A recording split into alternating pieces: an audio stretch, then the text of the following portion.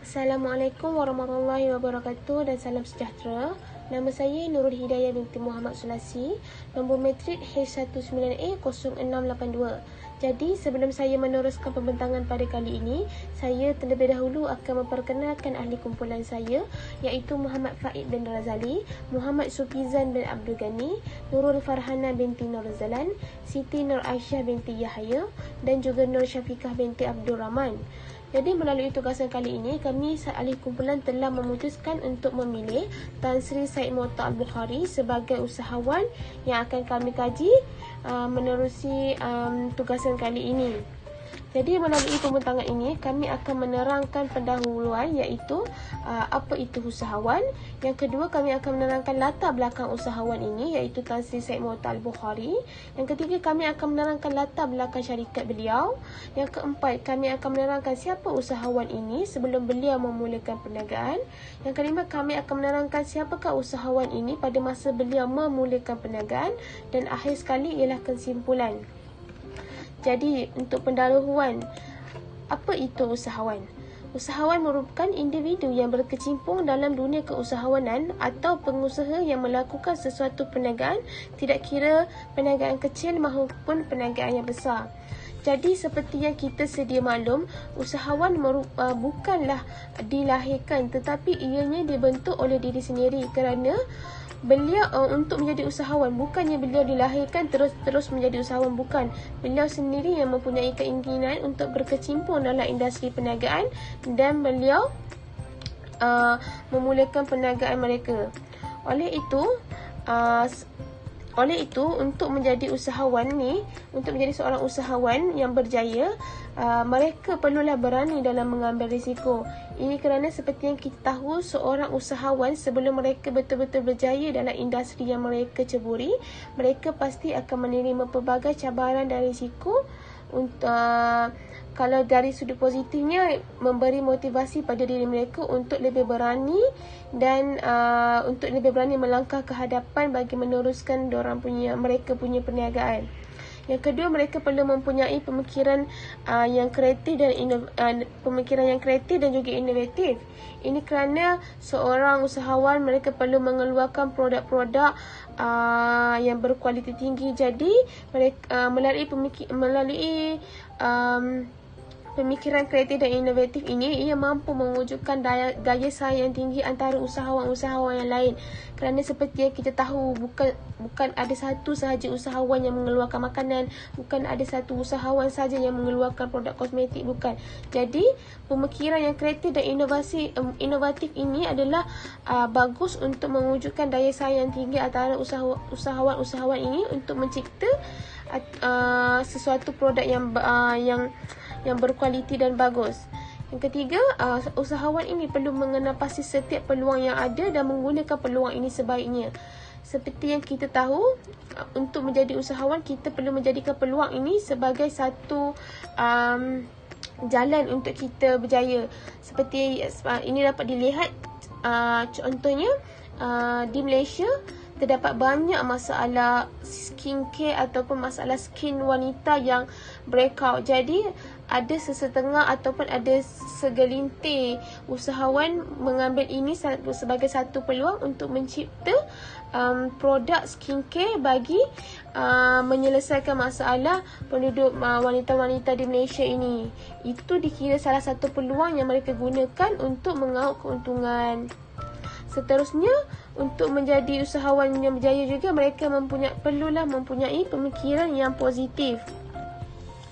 Ini kerana jika seseorang usahawan ni sentiasa memikirkan benda yang negatif, ia akan menjadi satu halangan untuk mereka terus maju ke hadapan kerana beliau tidak yakin pada diri sendiri. Jadi seperti kata motivator Azizan Osman, beliau berkata, sangkaan kalau buruk, emosi dan tindakan pun akan ikut buruk sama. Jadi sangkalah yang baik-baik sahaja. Walaupun kadang-kadang kita merasakan kami tak boleh buat ni, tak boleh. No, kita kena macam kita kena percaya yang setiap masalah ada penyelesaiannya dan kita perlu sentiasa memikir ke arah yang positif. Seterusnya, perlulah mempunyai keyakinan dan matlamat dalam diri untuk mencapai kejayaan. Jadi seperti kita tahu, jika kita nak berjaya dalam hidup, kita kena ada matlamat yang telah kita mindsetkan dalam fikiran kita. Kita nak berjaya, kita nak ada duit banyak, kita nak tolong orang. Jadi macam mana cara kita nak tolong orang? Kita perlu ada ini contoh salah satunya, kita nak tolong orang. Tak semestinya tolong orang perlu kaya, tidak. Tapi ini matlamat kita nak ada aset kita sendiri, kita nak ubah cara hidup keluarga kita. Jadi itu adalah satu matlamat yang perlu ditetapkan oleh seorang usahawan. Jadi matlamat ini penting untuk memberi semangat kepada mereka. Seterusnya, usahawan ini perlu mempunyai komunikasi yang bagus. Ini kerana seorang usahawan, mereka perlu mempunyai komunikasi yang bagus kerana mereka perlu meyakinkan pelanggan. Macam mana untuk meyakinkan pelanggan bahawa produk yang mereka sediakan adalah bagus, adalah mempunyai kualiti yang bagus. Jadi melalui komunikasi ini dia akan meyakinkan pelanggan. Selain itu, melalui komunikasi ini juga dia mampu memberi bimbingan, memberi motivasi kepada orang lain. Seperti contoh, kepada jika dia adalah founder, dia akan memberi bimbingan kepada anak-anak buahnya. Macam mana cara dia untuk meningkatkan komunikasi ini? Beliau sebagai usahawan ataupun sebagai founder, mereka menghadiri seminar-seminar yang dilakukan oleh motivator hebat untuk memberi sedikit ilmu kepada mereka. Seperti yang kita dapat lihat baru-baru ini, ada satu seminar Nak Ubah Hidup 2020 yang dikendalikan oleh motivator Azizah Osman. Terdapat beribu usahawan yang telah hadiri seminar ini bagi memberi keyakinan, motivasi kepada mereka, bagi meluaskan lagi pemikiran mereka, apa yang perlu mereka lakukan untuk memajukan mereka punya usaha perniagaan. Seterusnya, akhir sekali adalah untuk membantu pertumbuhan ekonomi. Seperti kita tahu, usahawan ini merupakan salah satu aset negara kerana mereka merupakan salah satu aset yang memajukan negara melalui pembayaran cukai. Seperti kita dapat lihat melalui situasi Malaysia sekarang, iaitu COVID-19, banyak sektor perniagaan yang terpaksa ditutup. Jadi benda ini mendatangkan juga kerugian kepada rakyat, kepada negara dan juga kepada rakyat. Okey, bismillahirrahmanirrahim. Assalamualaikum warahmatullahi wabarakatuh kepada Dr. Aziz. Nama saya Muhammad Faid bin Razali. Saya akan membentangkan tentang bahagian latar belakang usahawan yang kami pilih. Nama sebenar beliau ialah Tan Sri Syed Mokhtar Al-Bukhari. Tan Sri Syed, beliau bukanlah mempunyai taraf pendidikan yang tinggi. Malahan beliau hanya taraf pendidikan beliau hanya setakat SPM sahaja. Beliau juga beliau bermula berkecimpung dalam dunia perniagaan pada umur 19 tahun dengan membeli dan menjual lembu serta kerbau. Kekayaan beliau mencecah RM 1.425 juta. Beliau adalah seorang jutawan Malaysia dan beliau adalah orang ketujuh yang terkaya di Malaysia. Pada peringkat Asia Tenggara pula, yang saya boleh cakap, beliau adalah orang yang ke-32 terkaya di Asia Tenggara. Okey, kita pergi kepada latar belakang yang lebih terperinci. Okey, Tan Sri Syed Mokhtar ni dia dilahirkan di Al-Wusta, Kedah pada tahun 1951. Keluarganya berasal daripada Hadramaut, Yaman. Tan Sri Syed Mokhtar ni mempunyai 7 orang adik-beradik, dan Tan Sri Syed Mokhtar ni ialah anak ketiga daripada 7 beradik. Tan Sri Syed Mokhtar ni dia hidup dalam keadaan yang serba kekurangan, seperti yang doktor selalu ceritakan mengenai Jack Ma. Tapi Jack Ma tu dia sebagai guru kan dulu, tapi dia berhenti menjadi guru dan menjadi usahawan. Tetapi perbezaan antara Jack Ma dan Tan Sri Syed Mokhtar ni ialah latar belakang mereka. Latar belakang mereka yang Tan Sri Syed Mokhtar ni orang yang betul-betul boleh dikatakan dalam keluarga yang susah, dan dia dia tak ada kerjaya. Dia memulakan kerjaya dengan menjual dan membeli lembu serta kerbau. Okey. Pada umur 9 tahun, Tan Sri Syed Mokhtar ni dia dihantar oleh keluarganya untuk tinggal bersama-sama dengan bapa saudaranya di Johor Bahru. Nama bapa saudara dia ialah Syed Omar. Beliau berada di situ daripada darjah 4 hinggalah ke tingkatan 2. Tan Sri Syed Mokhtar kemudian dia kembali ke kampung halamannya di Alor. Lepas tu dia menyambung persekolahan dekat Alor tu daripada tingkatan 5, daripada tingkatan 3 hingga tingkatan 5 di sekolah Saint Michael. Tan Sri Syed Mokhtar ni bukanlah orang yang berpendidikan tinggi.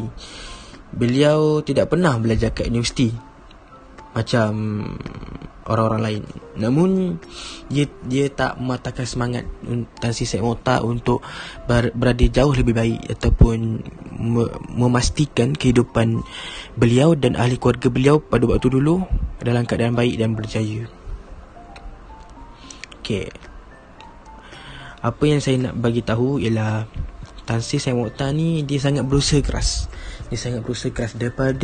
daripada beliau hanya mengusaha ataupun menjual lembu serta kerbau, dia boleh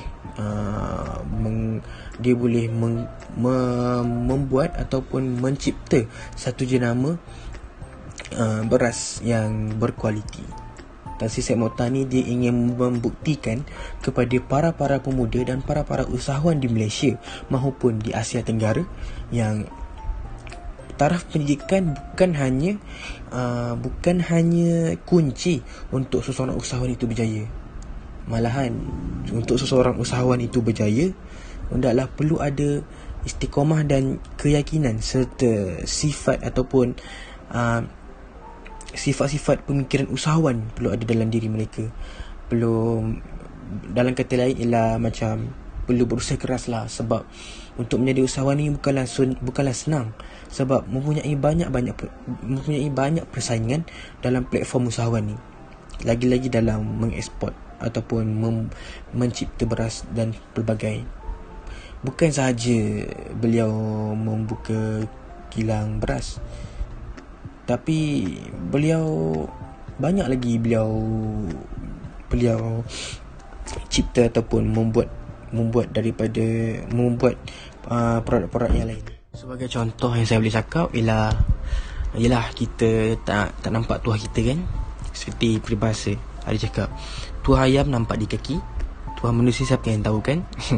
So apa yang saya boleh cakap ialah, sebagai contoh, Tan Sri Syed Al-Bukhari ni dia membekalkan beras kepada pihak Felda, pihak Mara Senama, Permas Eda dan juga Sergam Sdn Berhad, iaitu anak syarikat Perbadanan Kemajuan Ekonomi Negeri Johor. Okey, sekian daripada saya. Itu sahaja doktor. Harap doktor dapat kenal Tan Sri Syed Mokhtar ini dengan lebih mendalam. Assalamualaikum kepada Aziz. Saya Nur Syafiqah binti Abdul Rahman, nombor kad matrik H19A0374. Saya akan membentangkan serba sedikit tentang latar belakang syarikat yang telah diusahakan oleh Tan Sri Syed Mokhtar Al-Bukhari. Syed Mokhtar Al-Bukhari telah menubuhkan syarikat pertamanya yang telah diberi nama Syarikat Shah. Syarikat Shah ini ditubuhkan pada tahun 1957. Beliau memohon lesen perdagangan beras daripada Lembaga Padi Negara yang kini dikenali sebagai Bertas. Beliau berjaya mendapatkan lesen tersebut sebagai pengeluar dan pengedar beras. Beliau juga berjaya mendapatkan kontrak sebagai pembekal beras kepada Felda, Mara Senama, Pernas Edar dan juga Ekonomi Negeri Johor. Selepas Tan Sri Syed Mokhtar Al-Bukhari berjaya mengusahakan syarikat Shah, beliau juga membuka syarikat keduanya, iaitu yang dinamakan syarikat usaha yang diusahakan bersama dua orang peniaga Cina. Peniaga Cina yang pertama ialah Chuang Chong Tan, iaitu sebagai pedagang beras, manakala Giat Gi pula sebagai pengilang beras. Di dalam syarikat ini, pemegang saham terbesar ialah Tan Sri Syed Mokhtar iaitu sebanyak 52%, manakala Chong Tan pula memegang sebanyak 16%, Giat Gi pula memegang sebanyak 32%. Syarikat usaha ini telah diberi nama iaitu Bukhari Sdn Bhd KL. Ia ditubuhkan pada tahun 15 Julai 1976 di Teluk Wanjah. Tan Sri Syed Mokhtar Al-Bukhari menjalankan pelbagai perniagaan. Perniagaan beliau berkembang dengan jayanya. Kemudian pada tahun 1977, beliau menubuhkan syarikat Bukhari Sdn Bhd. Syarikat ini ditubuhkan selepas setahun syarikat Bukhari KL beroperasi. Tujuan beliau menubuhkan syarikat ini untuk mendapatkan kontrak kerajaan. Kontrak kerajaan ini hanya ditawarkan kepada pengusaha Bumi Putra sahaja. Beliau berjaya mendapatkan kontrak ini, lalu beliau mengusahakan di Bukhari KL. Beliau mendapatkan kontrak ini sebagai pengedar beras, tepung coklat, tepung susu dan juga minyak sapi. Ini sahaja tentang latar belakang yang telah Tan Sri Syed Mokhtar Al-Bukhari usahakan. Syarikat yang telah diusahakan oleh beliau berjaya sehingga kini. Sekian daripada saya. Sekian, terima kasih. Assalamualaikum warahmatullahi wabarakatuh. Nama saya Nurul Fahana binti Nurzila, memegang kad matrik H19A0669. Okey, saya akan membentangkan pengalaman bekerja Tan Sri Syed Mokhtar Al-Bukhari. Okey, beliau membantu ibunya menanam sayur-sayuran dan menjual nasi lemak di pasar Jalan Teluk Wanjah bagi menampung pendapatan keluarga mereka. Okey, selain itu beliau juga membantu bapanya menternak lembu dan kerbau, tetapi berhadapan dengan masalah wabak kaki dan mulut yang merebak ke seluruh Thailand, Kedah dan Perlis. Okey, selain itu beliau juga membeli daging lembu yang tidak terjual di pasar dan menjual semula kepada peniaga Bumi Putra dan restoran-restoran sekitar Al-Usta. Okey, daging lembu yang beliau menjual semula itu, beliau memilih daging yang berkualiti dan menjual kepada peniaga-peniaga di sekitar Al-Usta. Okey, yang kedua adalah role model. Okey, beliau menjadikan ibu bapanya sebagai role model dalam mengembangkan perniagaannya. Okey, beliau juga telah melihat ibu bapanya begitu berusaha untuk mencari rezeki yang halal, mendapatkan wang ringgit demi menyara keluarga tanpa mengenal erti penat lelah. Okey, daripada apa yang beliau lihat, beliau telah menjadikan ibu bapanya sebagai contoh teladan untuk meneruskan perniagaannya tanpa mengenal erti penat lelah ataupun mengalah untuk mencapai kejayaan yang beliau inginkan. Okey, sekarang ni kita dapat lihat Tan Sri Syed Mokhtar Al-Bukhari merupakan seorang usahawan yang berjaya di Malaysia. Okey, daripada beliau yang begitu susah payah, yang dalam keadaan sangat miskin dulu, sekarang beliau telah berjaya kerana beliau mengambil iktibar dari apa yang pernah berlaku daripada ibu bapanya dan berusaha sebaik mungkin untuk berjaya. Di samping itu, terdapat juga aktiviti keusahawanan yang Tan Sri Syed Mokhtar Al-Bukhari jalankan. Okey, aktiviti keusahawanan terdiri daripada 5 jenis. Yang pertama adalah menubuhkan syarikat, yang kedua perniagaan terus berkembang, yang ketiga perniagaan pakaian, yang keempat penglibatan dalam projek penswastaan dan yang terakhir adalah penubuhan Yayasan Al-Bukhari. Kita lihat yang pertama iaitu menubuhkan syarikat. Pada tahun 1974, beliau telah membeli rumah kedainya yang pertama di Jalan Teluk Wanjah di bawah perjanjian sewa beli dengan UDA ataupun Perbadanan Kemajuan Bandar. Pada tahun 1975 pula, beliau telah menubuhkan syarikat Shah dan memohon lesen perdagangan beras daripada Lembaga Padi Malaysia ataupun Bernas. Seterusnya, beliau pula telah mendapatkan permit bagi 4 buah lori kelas A dan membeli 2 buah lori Mercedes 911 LS. Seterusnya, beliau telah berjaya mendapatkan kontrak bagi membekalkan beras kepada pihak Filda, Mara, Senama, Perdas Edar dan juga Sergam Sendirian Berhad. Dan yang terakhir sekali adalah beliau menubuhkan syarikat usaha sama dengan 2 orang perniaga Cina iaitu NG Gia Gi dan Chua Chong Tan. Yang kedua adalah perniagaan terus berkembang. Okey, dalam perniagaan terus berkembang ni terdapat 3 fasa. Yang pertama adalah perniagaan gula, yang kedua susu, yang ketiga sistem butter. Okey, kita lihat yang pertama iaitu perniagaan gula. Okey, perniagaan ini masih dijalankan sehingga ke hari ini melalui Bukhari Sendirian Berhad. Syarikat ini ditubuhkan khas bagi mendapatkan kontrak kerajaan yang pada masa itu banyak ditawarkan kepada usahawan Bumiputra. Okey, seterusnya adalah perniagaan susu. Okey, Tan Sri Syed Mokhtar Al-Bukhari telah menubuhkan Susu Mas Sendirian Berhad pada tahun 1979. Syarikat ini juga adalah syarikat usaha sama dengan New Zealand Milk Product. Okey, beliau telah memasarkan produk ini di bawah jenama Fernleaf dan juga Anchor. Okey, yang ketiga adalah perniagaan sistem butter. Tan Sri Syed Mokhtar Al-Bukhari telah menyertai delegasi perdagangan ke Expo Perdagangan Canton, China. Okey, beliau juga telah menjalankan sistem butter iaitu menukarkan koko yang terdapat di Malaysia dengan teh yang terdapat di China. Yang ketiga adalah perniagaan pakaian. Selepas mengembangkan perniagaannya bermula daripada bidang komuniti ke pengangkutan, pembukusan dan butter, beliau kemudiannya melangkah pula kepada sektor pembuatan. Ini ekoran kejayaannya mendapat kontrak membuat pakaian seragam tentera bagi pihak Kementerian Pertahanan. Kontrak itu adalah bagi membekalkan pihak tentera dengan 120,000 pasang kasut dan 330,000 pasang pakaian seragam. Apabila berjaya mendapat kontrak itu, beliau mula mencari pembekal. Pada mulanya, beliau membeli secara terus daripada pengilang.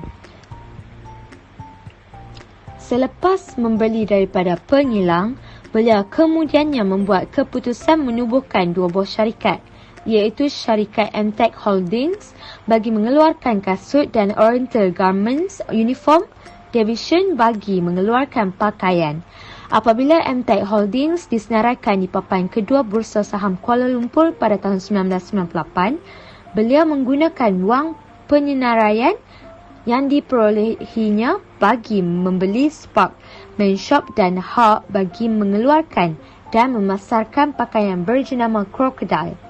Kini kasut tentera MTech Shoes dan pakaian berjenama Lee Coppers dan Lois MTech Garments Sendirian Berhad adalah berada di pasaran ekspor.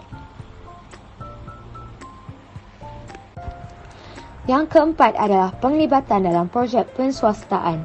Beliau terlibat dalam projek penswastaan Johor Port Sendirian Berhad dan juga Johor Tenggara Oil Palm Sendirian Berhad. Melalui Johor Port Sendirian Berhad, beliau menjayakan projek Pelabuhan Tanjung Pelepas. Kini Pelabuhan Tanjung Pelepas makin maju hingga mereka berjaya meyakinkan 2 buah syarikat perkapalan antarabangsa, iaitu Maersk Sealand dari Denmark dan Evergreen. Projek penswastaan ketiganya adalah penswastaan air yang mana beliau menubuhkan Ecoventure Sendirian Berhad, iaitu syarikat usaha sama di antara syarikatnya Kembangan Dinamik dan Pelikon Berhad serta syarikat Paris O'Neill. Pegangan kembangan dinamik dalam syarikat itu adalah sebanyak 49%.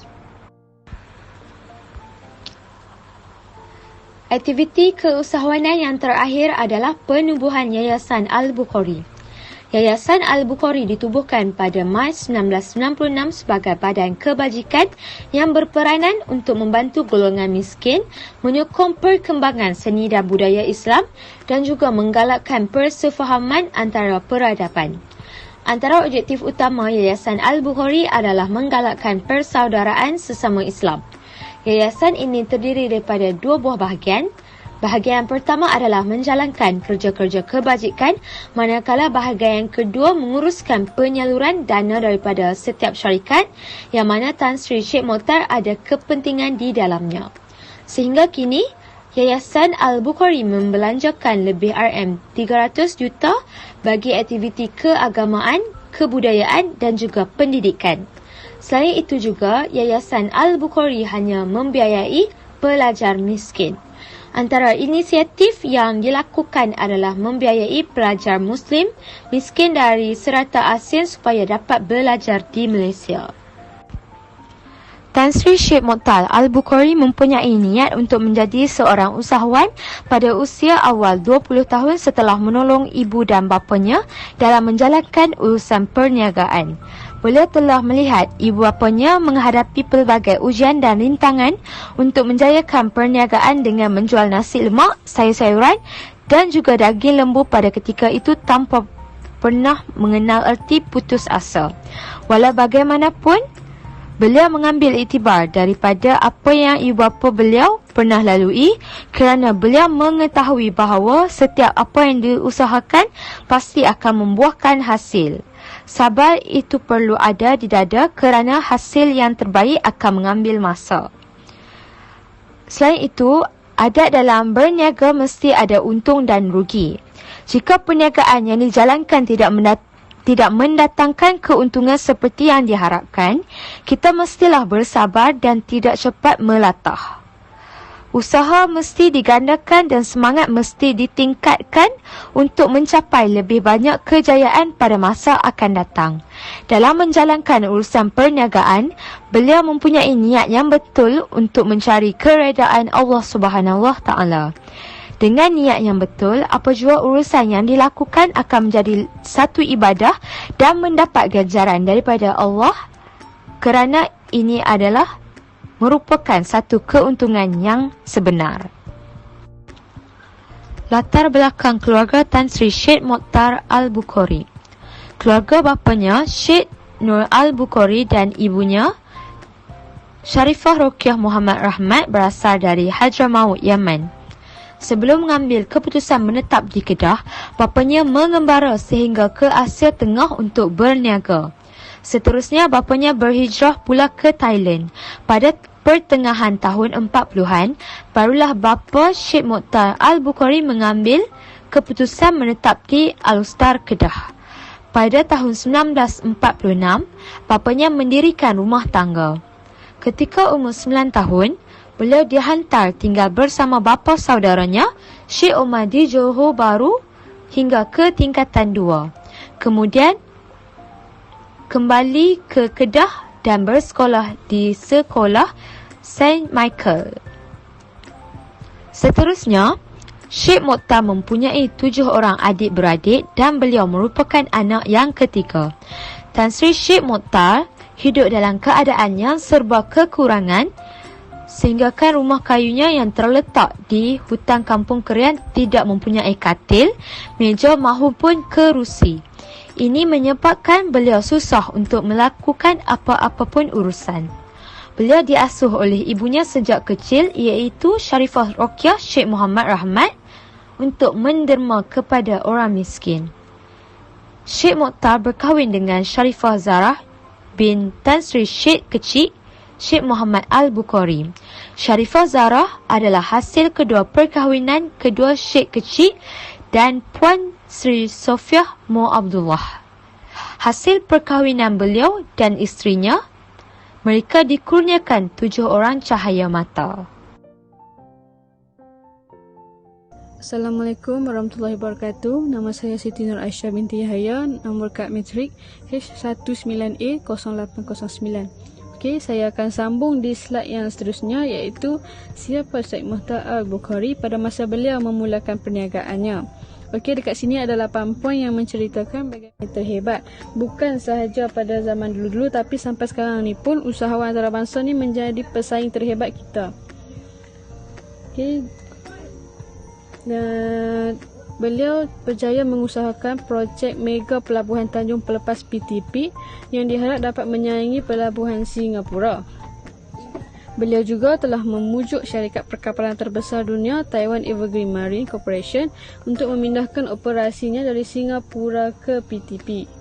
Usaha-usaha yang dijalankan beliau ini telah mendapat respon positif daripada kerajaan kerana beliau telah membantu hasrat untuk mewujudkan pelabuhan moden bertaraf dunia di rantau ini. Okay, matlamat yang ketiga pula ialah membantu masyarakat dan golongan yang memerlukan. Okay, pada setiap tahun sebanyak 150 orang pelajar miskin daripada lebih 30 buah negara ditempatkan di Kompleks Al-Bukhari, Al-Star bagi mengikuti kelas asas bahasa Inggeris. Hal ini dilakukan sebagai langkah persediaan sebelum mereka melangkah kaki ke alam universiti. Syed Muhtar Al-Bukhari juga telah menubuhkan Yayasan Al-Bukhari yang telah membiayai lebih 10 masjid di Malaysia. Dalam masa yang sama, beliau juga telah menginfakkan sebanyak RM7.5 juta kepada Pusat Pengajian Islam di Oxford di London bagi menyokong usaha-usaha dakwah Islam di bumi Eropah. Okey, kita masuk pada poin yang ketiga iaitu sumber yang ada sebelum Syed Muhtar Al-Bukhari memulakan perniagaan. Antara sumber yang ada sebelum dia memulakan perniagaan hanyalah berbekalkan ilmu yang sedikit. Beliau memulakan pengajian ketika berumur 9 tahun. Ini bermakna beliau tidak mendapat pendedahan sejak kecil kerana mula belajar pada umur 9 tahun yang darjah 3. Kemudiannya beliau bersekolah di Johor Bahru bersama bapa saudaranya dari darjah 4 sehinggalah ke tingkatan 2. Selepas itu dia pulang ke Al-Star bagi menyambung pengajiannya sehingga tingkatan 5. Di sini kita dapat lihat ialah pengajian yang tertingginya adalah tingkatan 5 dan tidak pernah memasuki universiti. Sumber seterusnya ialah hanya membantu keluarga dengan perniagaan yang kecil. Syed Muhtar hanyalah membantu ibunya menanam dan menjual sayur serta menjual roti canai. Ketika pulang daripada sekolah pula, dia membantu bapanya dalam bidang peternakan. Seperti yang kita tahu tadi, yang perniagaan ni tidak berjalan lancar disebabkan oleh wabak mulut dan kaki. Kemudian dia mengambil inisiatif dengan menjual daging, iaitu dia pergi dari pekan ke pekan di sekitar Al-Star dengan membeli daging yang tidak terjual, kemudian bungkuskan kembali daging itu dengan ais dan jual kembali kepada peniaga-peniaga di restoran. Sumber yang seterusnya ialah MARA. Tan Sri Syed Muhtar berjaya mendapat permit bagi 4 buah lori kelas A pada tahun 1972. Beliau juga berjaya mendapat bantuan pinjaman sebanyak RM110,000 daripada pihak MARA yang digunakannya untuk membeli 2 buah lori Mercedes. Okay, sumber yang ketiga ialah Bernas. Tan Sri Syed Muhtar memohon lesen perdagangan beras daripada Lembaga Padi Negara yang kini dikenali sebagai Bernas. Beliau telah berjaya mendapat kontrak bagi membekalkan beras ke pihak Felda, MARA Senama, Pernas Eda dan juga Sergam Sendiran Berhad. Yang mereka ini juga merupakan anak kepada Syarikat Perbadanan Kemajuan Ekonomi Negeri Johor. Okey, poin yang keempat ialah rangkaian yang terdapat sebelum Tan Sri Syed Muhtar memulakan perniagaan. Tan Sri Syed Muhtar ni merupakan seorang yang bijak dalam mengatur strategi berkenaan alam perniagaan. Walaupun dia berlatar belakangkan keluarga yang agak susah, tapi beliau tak mudah putus asa untuk terus maju dalam kehidupannya. So tak hairanlah sebab sekarang ni beliau mempunyai sayap perniagaan dalam pelbagai bidang seperti pengangkutan, perdagangan, pembangunan hartanah, pertahanan dan juga gudang senjata. Jadi rangkaian syarikat yang ditubuhkan ini tadi mempunyai bilangan pekerja sebanyak 67,700 tenaga pekerja. Rangkaian yang lain juga ialah menerusi program tuition Al-Bukhari pada tahun 2001, sebanyak 500 rangkaian pusat tuition juga telah ditubuhkan. Seterusnya, Tan Sri Sheikh Mohtar juga turut berlabur saham dengan syarikat dari luar negara untuk mengembangkan perniagaannya. Sekian ini sahaja daripada saya. 4 poin yang seterusnya akan dibentangkan oleh rakan saya seterusnya. Sekian, terima kasih. Nombor 5, mengawal pada peringkat awal, perniagaan serius atau tidak. Tan Sri Sheikh Mohtar amat serius dalam perniagaan pada peringkat awal. Selepas beliau gagal dalam perniagaan ternakan lembu akibat wabak penyakit, beliau mengambil inisiatif lain dengan memohon bantuan MARA untuk memulakan perniagaan lori pada tahun 1970. Syarikat lori beliau memiliki lebih 40 buah lori, tetapi beliau tidak berhenti di situ saja. Tan Sri Sheikh Mohtar telah berusaha dan membeli sebuah rumah kedai pertamanya di bawah perjanjian sewa beli dengan Urban Development Authority of Malaysia, UDA. Beliau kemudian mengambil langkah untuk mengembangkan empayar perniagaannya dengan menubuhkan syarikat yang membekalkan beras pada Felda, Mara, Pernas Eda dan Sergam Sdn Bhd. Ini merupakan kejayaan beliau dalam mengembangkan perniagaan beliau ke arah yang lebih baik. Seterusnya, beliau dan kumpulan syarikat Al-Bukhari telah memulakan perniagaan dalam industri pembuatan pemasangan dan pengedaran automotif. Seterusnya, nombor 6, iaitu orientasi risiko pada awal permulaan. Tan Sri Sheikh Mohtar merupakan seorang yang berani mengambil risiko dalam setiap bidang perniagaannya yang beliau ceburi, walaupun seringkali jatuh dan gagal. Beliau juga pernah gagal dalam perniagaan ternakan dan beliau mengambil risiko untuk mengambil alih perniagaan dengan memulakan perniagaan menjual daging. Beliau mengambil daging yang tidak dijual sekitar Alustar dan membungkus daging tersebut dengan ais. Kemudian beliau menjual daging yang dibungkus dengan ais kepada peniaga Bumi Putra di sekitar Alustar, dan beliau berjaya dalam perniagaan tersebut. Selepas itu, beliau meneruskan lagi dengan mengambil risiko dalam perniagaan pengangkutan. Ini boleh dikatakan banyak risiko yang beliau ambil untuk teruskan perniagaan ke tahap ini. Seterusnya ialah rancangan perniagaan, iaitu nombor 7. Yang pertama, idea perniagaan. Idea Tan Sri Sheikh Mohtar telah meminjam duit dengan pihak MARA untuk membeli lori dan membuka syarikat pengangkutan. Ini telah melantik beliau telah melantik kerani Cina bagi menguruskan syarikatnya. Lori-lori yang dibelinya digunakan untuk sebagai pengangkutan beras, dan Tan Sri Sheikh Mohtar juga membuat perniagaan servis dan produk. Seterusnya ialah nama perniagaan. Beliau memberikan nama syarikat pengangkutannya sebagai Syarikat Pengangkutan Sentosa, dan nama bagi syarikat beras ialah Syarikat Shah. Tan Sri Sheikh Mohtar juga telah menubuhkan beberapa syarikat usaha sama dengan beberapa pihak. Antara syarikat usaha sama beliau ialah Bukhari Sdn Bhd dan Susu Emas Sdn Bhd. Kemudian iaitu kewangan. Tan Sri Sheikh Mohtar menggunakan modal yang beliau dapat daripada pinjaman MARA sebanyak RM110,000 Malaysia untuk membeli 2 buah lori. Ini merupakan permulaan yang kepada beliau, dan selepas itu beliau mendapat saham sebanyak 52% apabila membuka syarikat bersama 2 orang peniaga Cina. Yang terakhir iaitu bersedia atau tidak untuk memulakan.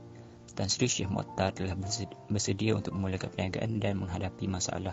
Beliau telah mengambil langkah dan banyak masalah yang telah dialami beliau, serta ini memberi pengalaman kepada beliau sebagai persediaan untuk membangun perniagaan yang lebih besar.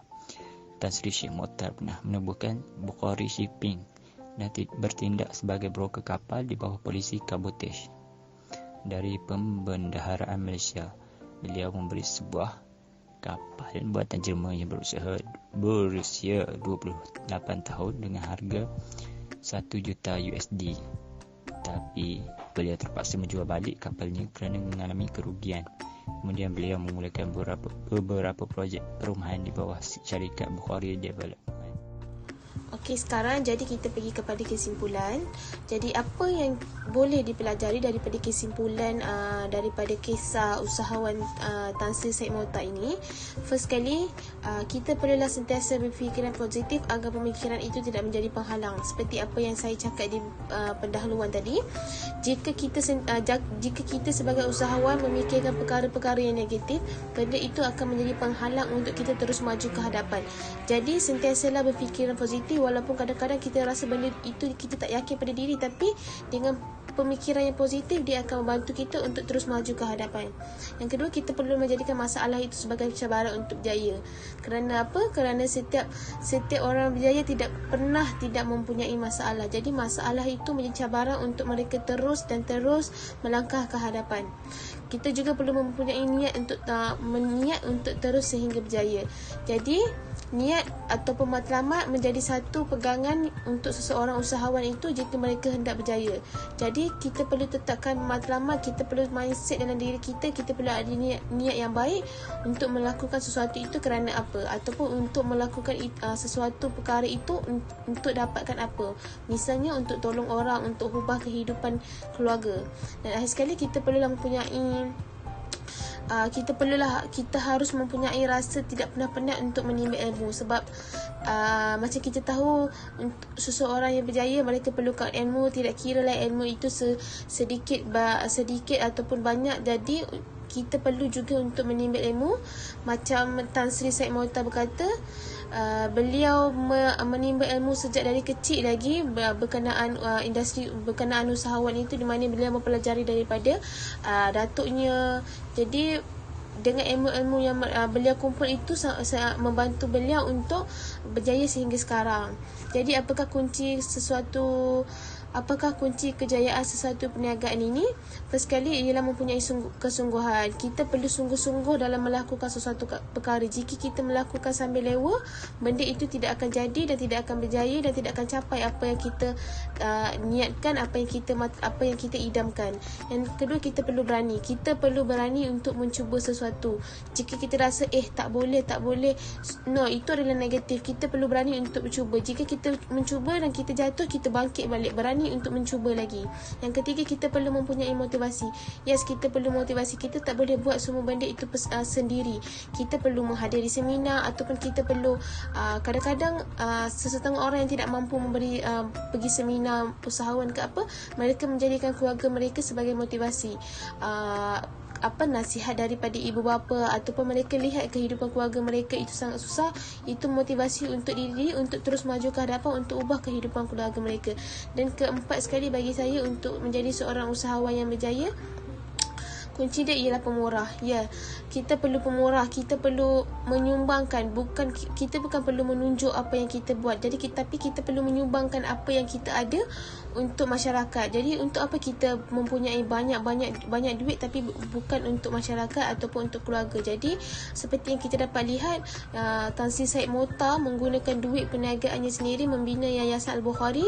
Dengan yayasan itu sendiri, mereka membantu masyarakat, memberi pendidikan, memberi sumbangan, membantu dalam bidang kesihatan. Jadi itu boleh dikirakan sebagai dia punya aktiviti kemasyarakatan, pemurah, selalu membantu orang. Jadi di situ sampai di sini saja kami punya pembentangan. Diharapkan ia dapat memberi serba sedikit maklumat kepada semua. Sekian, terima kasih.